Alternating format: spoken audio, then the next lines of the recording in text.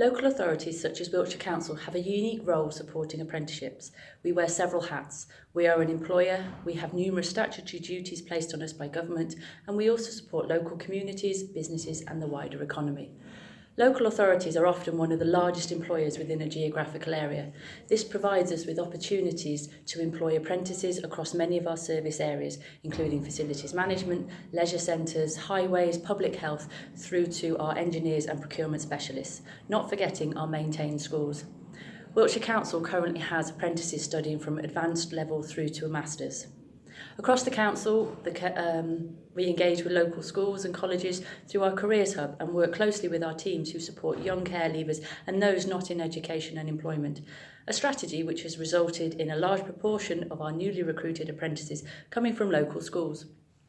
Our top tips for employers are, if resource allows, have a dedicated person supporting your recruitment and engagement strategies. Be open to new talent rather than searching for specific qualification and experience from candidates.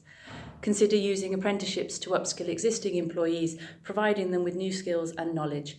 This option also provides progression routes and aids retention. There are lots of options available. And if you don't know where to start with apprenticeships, then contact your local authority for free and impartial help.